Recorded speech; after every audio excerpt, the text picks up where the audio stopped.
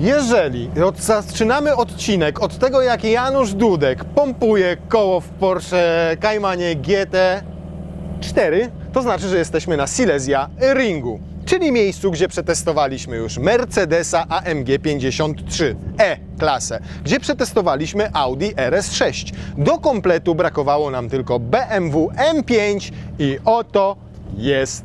Nadrobiliśmy zaległości. Co więcej, nie jest to zwykłe BMW M5, tylko to BMW M5 ze znaczkiem CS.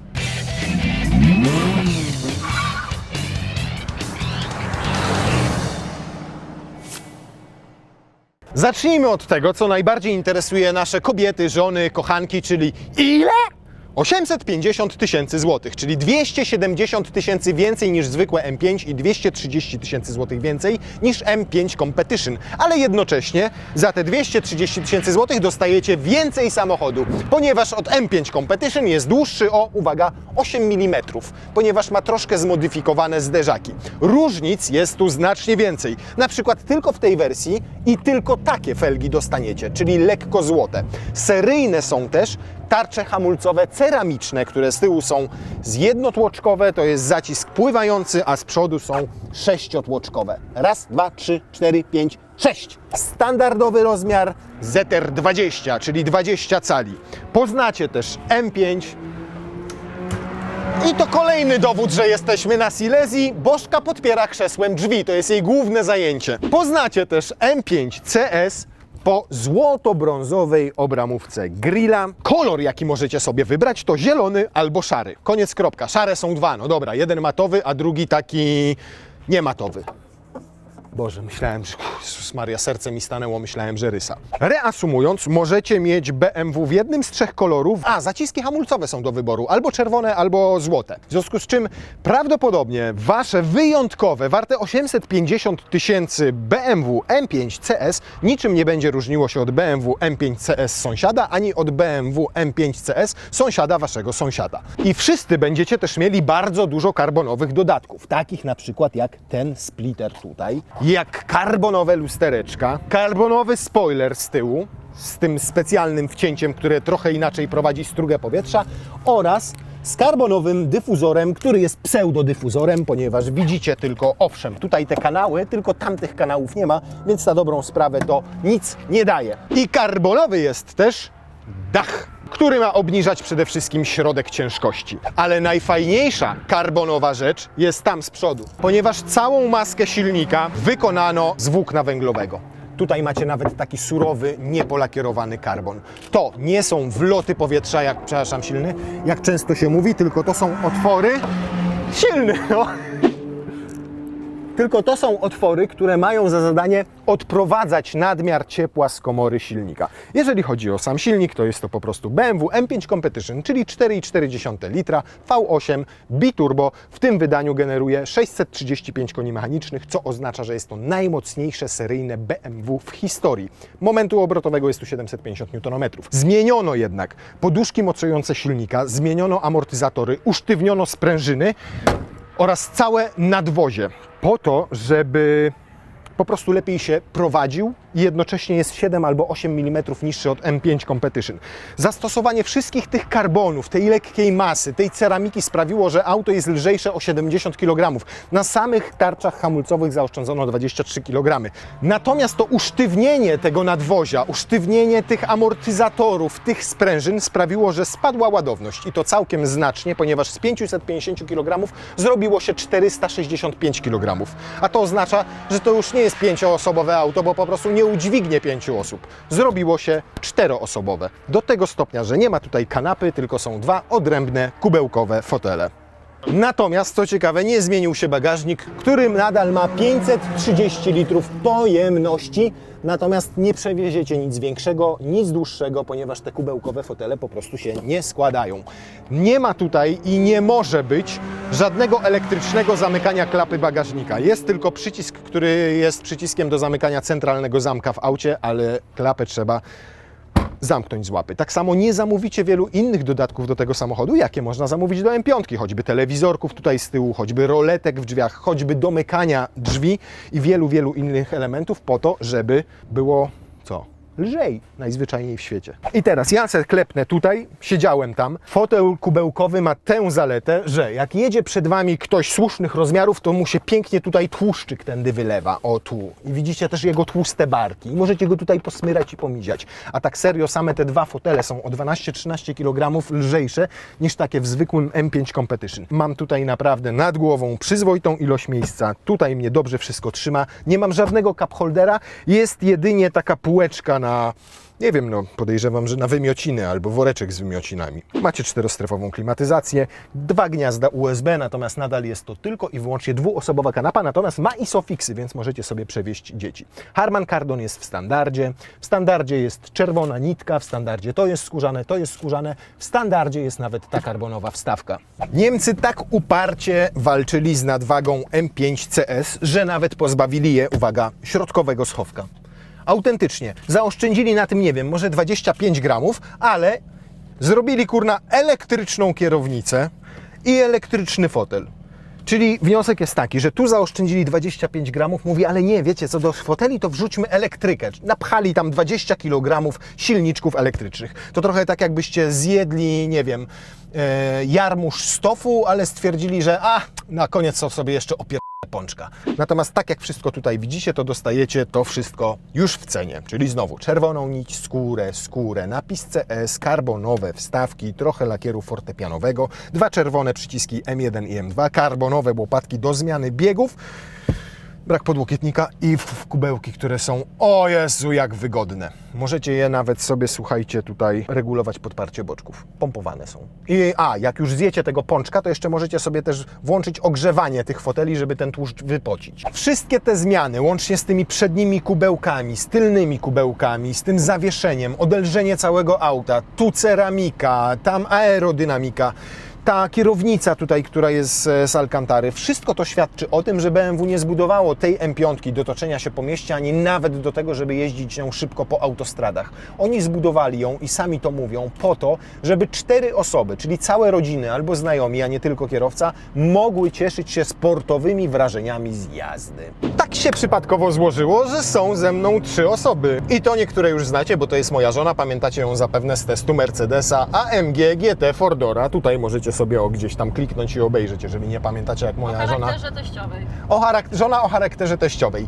I są też z nami Paulina, tam siedzi, i jest też Mateusz, którzy wylicytowali podczas WOŚP w lutym dzień z karoserią na torze i dzisiaj nastał ten ich szczęśliwy dzień. Jeździmy sobie bardzo komfortowym BMW serii 5 po torze. Na razie robimy tylko i wyłącznie takie rozgrzewające, nie? Bez dużych przeciążeń. Macie kubełeczki tam z tyłu, nasi szanowni goście. Dobrze Was to trzymam. Na początku poopowiadam Wam trochę o samochodzie, bo nie wiem, czy zdajecie sobie z tego sprawę, że jest to najszybsze BMW w historii. 3 sekundy od 0 do 100. 10,5 sekundy od 0 do 200 na godzinę. 635 koni mechanicznych, 750 Nm i tu już trzeba bardzo dobrze hamować na ceramice, żeby się zatrzymać. Ale świetnie działa ta ceramika tutaj, naprawdę. Bałem się, że mimo, że waży to 2 tony, to ta ceramika słabo sobie zda tutaj egzamin, ale rewelacyjnie zahamowała. Poznacie sobie przy okazji niteczkę toru. Tutaj w to siodełko trzeba wejść na odjętym gazie, a tu od razu bardzo szybko hamować. Następnie przytulić się do lewej strony, tu troszeczkę ściąć do prawej, tu wyhamować, pojechać sobie lekućko w lewo, tu go zawsze szeroko wyprowadzamy. I tutaj jest taki bardzo przyjemna szykana, taka w tym samochodzie powiedzmy na 130-140 km na godzinę. Porsche GT3 RS robi się to tutaj troszkę szybciej. To jest jednak duży, ciężki kloc, waży 2 tony, sportowe, rodzinne auto. Jak komfortowo? Prawda? Nie jest ani nie jest za twardy, ani nie jest za miękki, taki powiedziałbym w sam raz. Włączymy sobie tutaj taki przycisk. Jezus Maria! Zaczniemy od robótek takich, że troszkę dymu naprodukujemy. Jezu, ile dymu za nami, zobaczcie. Bo do tego przecież służą takie BMW, prawda?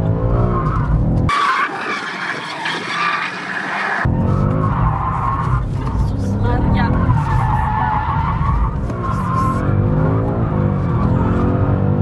Takiego dymu jeszcze tu nie wyprodukowałem, powiem wam szczerze, ale cieszę się, że to się stało w tak zacnym towarzystwie. Bardzo ładnie i kontrolowalnie prowadzi się w poślizgach, ponieważ mamy tu oczywiście tryb Drift Mode, czyli mamy odłączane tą przednią oś i wtedy całe 635 koni idzie nam. Jezu, jak to bokiem idzie, zobaczcie. To co, gdzie jedziemy? O Jezu. Nie, jeszcze jedno kółeczko sobie zróbmy, co? I tak do kolacji macie wytrzymać, ponieważ mamy jeszcze 3/4 zbiornika, chyba że szybciej skończą się opony. To teraz jeszcze zapraszam Was na jedno porównanie. Zrobimy sobie 0-100. Troszkę pomrzyło, ale może nie będzie tak źle, jak nam się wydaje. Szczęśliwi?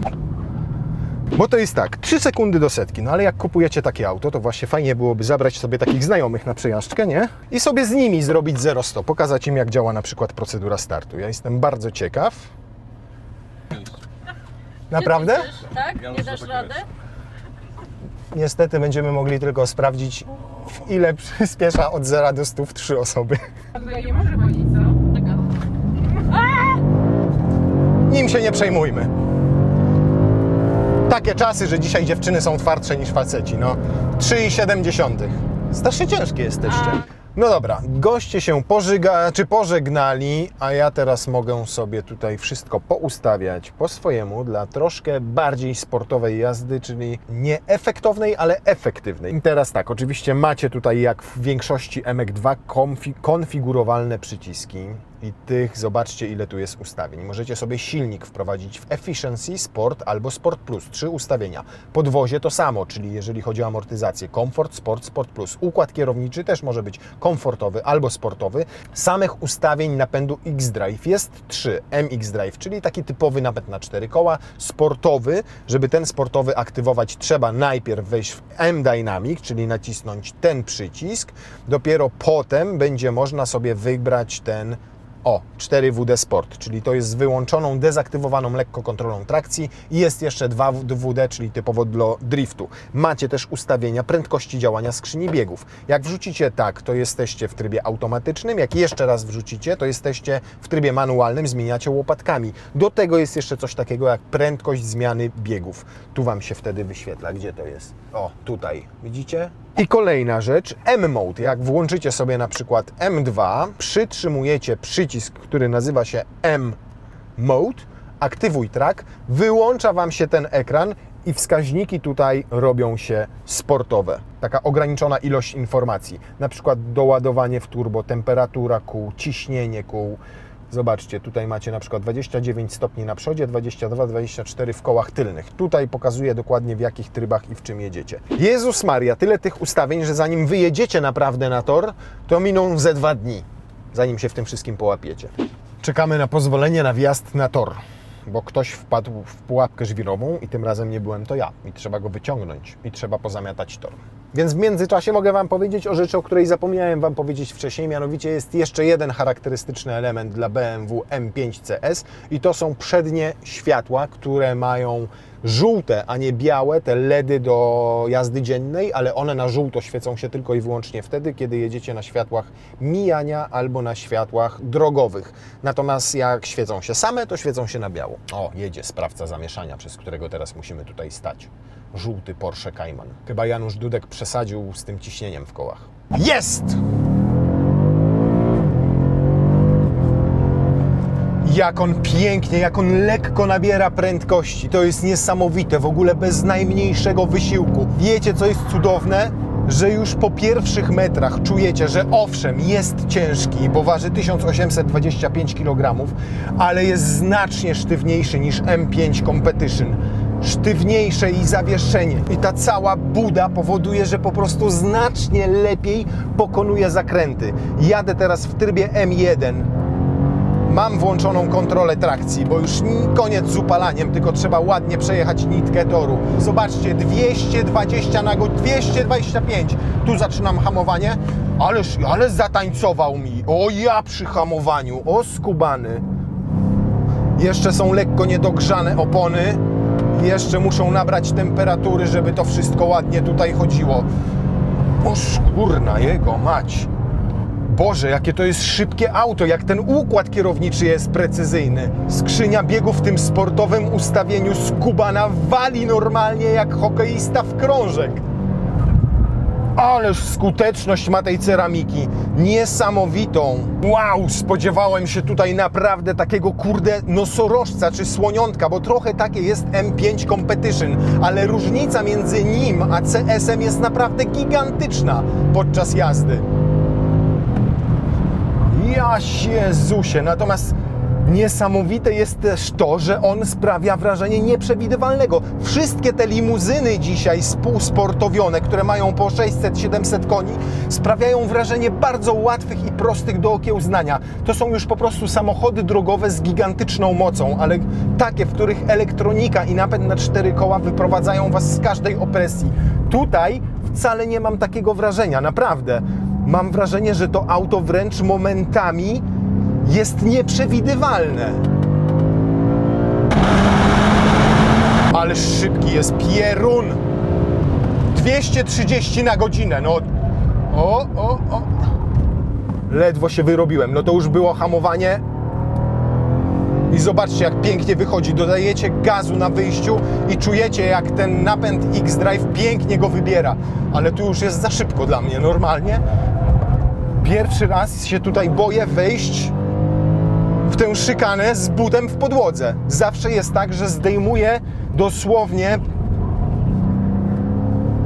w ostatniej chwili nogę z pedału gazu, żeby nim nie zarzuciło. A tutaj, kurde, doskonale to działa. Doskonale. Jestem w szoku. I teraz co mamy? Teraz mamy tryb jazdy tylko i wyłącznie 2WD. Tylko tył. Nie dziwię się ani trochę, że BMW zrobiło ten samochód jako X-Drive, ponieważ kiedy włączycie mu nawet tryb z napędem na 4 sportowy, ono się robi takim wariatem, takim świrem, to jest coś niebywałego. A w momencie, kiedy wrzucicie sobie napęd tylko na tył, to jest po prostu, robi się pojebane.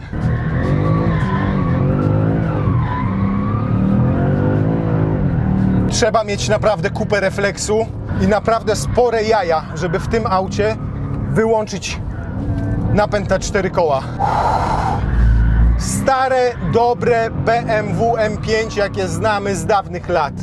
BMW twierdzi, że to CS oznacza Competition Sport, ale to bzdura, nie wierzcie w to. Tak naprawdę ten skrót oznacza czas na stoperan, ewentualnie coś szalonego, bo jest po prostu popierdolone. I cudownie jeździ, cudownie. Wszystko się tu zgadza. Silnik, skrzynia biegów, nastawienie tego zawieszenia, zestrojenie układu kierowniczego. Nic nie jest tutaj przypadkowe. Wspaniałe auto, które może dać frajdę nie tylko kierowcy, ale jak widać było także swoim pasażerom. Natomiast mnie ciekawi to, czy wszystkie te modyfikacje nie sprawiły, że będzie bardziej męczące w codziennym użytkowaniu na zwykłych drogach. Bez dwóch zdań na plus zaliczyć można to, że jest wyposażony w zasadzie we wszystko, czego potrzebujecie do komfortowej jazdy. Jest ta elektryka foteli, jest nawet elektryka kierownicy, są podgrzewane fotele, jest 3 albo nawet 4-strefowa klimatyzacja. Silny Wam tam napiszę, czy pokażę, czy jest 3 czy 4 i sami sobie wyciągniecie wnioski. Fajne jest też to, że ma wielką nawigację z wielkim bezprzewodowym Apple CarPlay. Ten ekran chyba ma już nawet więcej niż 12,5 cala, a przynajmniej tyle. Przyjemne są te sportowe akcenty, takie jak to czerwone M1, M2. Ma nawet, o zobaczcie, tutaj jedziemy trochę przez las, jest ciemniej, więc ma nawet oświetlenie ambiente, które można sobie regulować, jego natężenie i jego kolorystykę. No, ma wszystko, naprawdę wszystko, czego potrzebujecie do komfortowej jazdy na co dzień, łącznie nawet z systemami bezpieczeństwa, aktywnymi tempomatami, z czujnikami martwego pola i tak dalej, i tak dalej.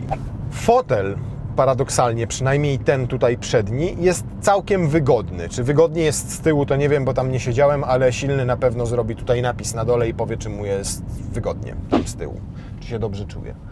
Odpowiadaj w takim razie na pytania. Czy masz dużo miejsca na nogi? Czy masz wystarczającą ilość miejsca nad głową? Czy oparcie jest zbyt pionowo ustawione, czy dobrze pochylone? czy dupcia cię nie boli.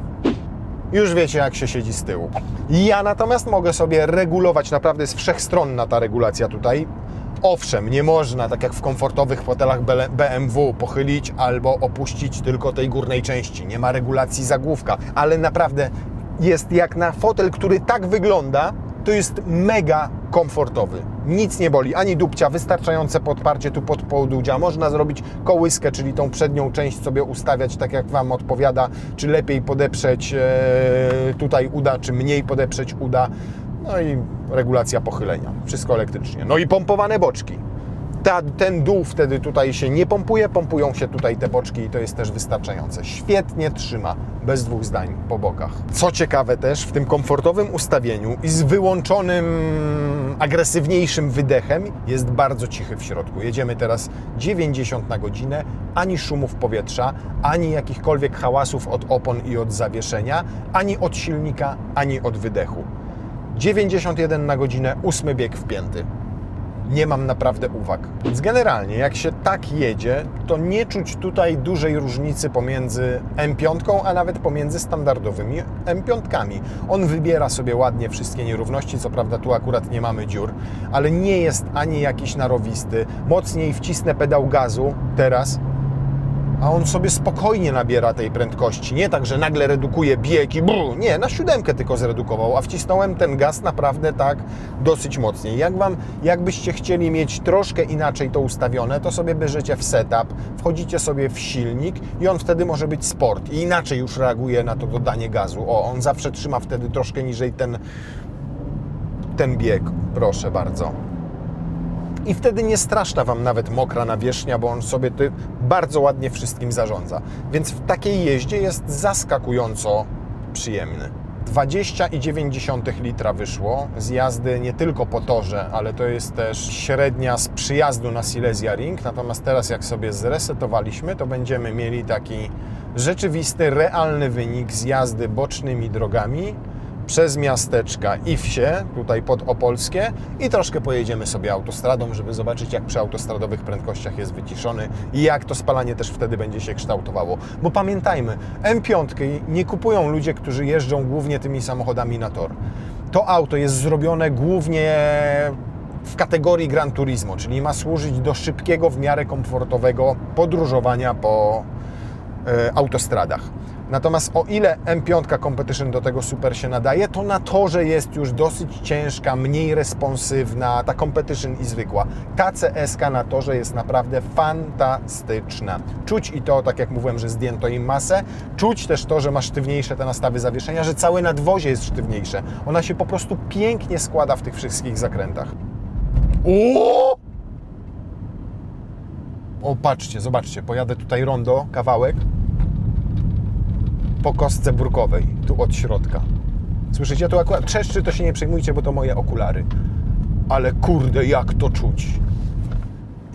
I to wiecie co? Nie chodzi już w tym wypadku o samo zawieszenie, które mimo wszystko, jak jest na przykład jakiś dołek, ono ładnie to wybiera, nie czuć tej twardości. Niski profil opony robią swoje. Tego typu rzeczy zdecydowanie będziecie czuli jadąc M5 CS. Natomiast możecie sobie też wybrać, jak ją konfigurujecie, opony. Czy wolicie takie drogowe, czy wolicie takie typowo torowe. I to też świadczy o tym, że BMW pomyślało o tym aucie jako o M5, która ma jeździć na te tory. Jeżeli kupicie to auto, to zgrzeszycie, jeżeli będziecie tylko jeździć nim po autostradach, po mieście i po zwykłych drogach. O, tutaj jest nasz ukochany przejazd. Najlepszy przejazd w Polsce i to Wam teraz nawet w kamerze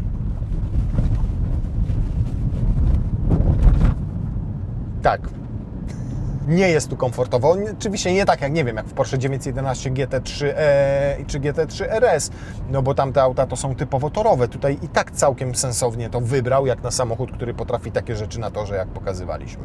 Natomiast drażnią mnie pewne niektóre elementy we wnętrzu. Źle, no po prostu, kurde, źle przemyślane. Jak można tutaj nie dać schowka takiego prawdziwego? No, tych gratów nie ma gdzie chować. Tutaj są za małe te kieszenie w bocznych drzwiach. No macie schowek tutaj przed kierowcą, no ale za każdym razem nie będę tam sięgał, jak cokolwiek chcę włożyć czy wyjąć. Nie ma nawet przyzwoitego miejsca na telefon komórkowy, ponieważ tutaj jest, owszem, ładowarka indukcyjna, ale na przykład mój telefon się na nią nie mieści, proszę bardzo. W dodatku przeszkadza mi tutaj trochę dźwignia zmiany biegów, drążek, jak sobie ten telefon tam kładę. Więc to nie jest do końca dobrze przemyślane. Ale to są takie niuansiki, nad którymi można przejść do porządku dziennego, choć przeczą trochę logice. Średnie spalanie z bocznych dróg do 90 na godzinę 9,8.